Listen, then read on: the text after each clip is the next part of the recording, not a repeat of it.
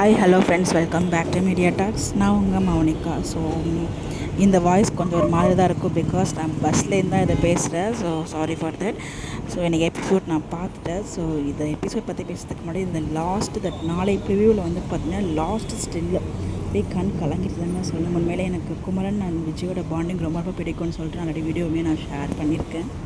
உங்களுக்கு வேறு ஏதாச்சும் ஹெல்ப் வேணுமா அப்படின்னு சொல்லிட்டு விஜய் குமரன் கிட்டே கேட்கும்போது விஜய்ன்னு சொல்லிட்டு கண் கலங்கி கட்டி பிடிச்சார் பார்த்தீங்களா, அந்த ஒரு பாண்டிங் வந்து பார்த்திங்கன்னா சொல்ல வார்த்தை இல்லைங்க. அவ்வளோ சூப்பராக இருந்துச்சு. உங்களோட பாண்டிங்கை பார்க்கும்போது நாளுக்கு நாள் ஸோ ரொம்ப வந்து பிடிக்குது. ஸோ அது எப்படி சொல்லணும்னு எனக்கு தெரியல. ஸோ ஒரு சூப்பரான பாண்டிங் நிவின்னு சொல்லி தான் விஜய்க்கு தெரியுது. ஸோ இந்த 3 பேரோட ரகலைகள் 3 பேரும் அது சேர்ந்தாலும் அது அடிதடியாக இருந்தாலும் சரி, இந்த மாதிரி எமோஷ்னலாக இருந்தாலும் சரி, அப்படியே நின்றுறாங்க. இப்போ நம்ம மனசில் அப்படி நிற்கிற மாதிரி இருக்குது அவங்களோட சீன்ஸ் பார்க்கும்போது.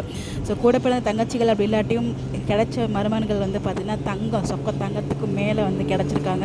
ஸோ அதுவும் விஜய் அண்ட் குமரன் அந்த அன்றைக்கி சாப்பாடு ஊட்டி விட்டது, ஒரு தடவை பொறையறும்போது தலையில் தட்டுவார், அந்த ஒரு சீக்வன்ஸ். இன்றைக்கி வந்து அவர் எந்தளவுக்கு கஷ்டப்படுறாரு அப்படிங்கிறத விஜய் வந்து பார்த்திங்கன்னா அந்த ஒரு ஹக்லேயே புரிஞ்சிருப்பார். ஸோ அதுக்கப்புறம் தான் வந்து பார்த்திங்கன்னா விஜயும் வந்து சேர்ந்து கிளம்பினங்கி 3 பேரும், அதாவது சகலைகள் 3 பேரும் சேர்ந்து நம்ம கங்கா ஆசைப்பட்ட மாதிரியே வந்து வளகாப்பு நடத்துவாங்கன்னு நினைக்கிறேன். தெரியல, அப்படி தான் போல பார்ப்போம்.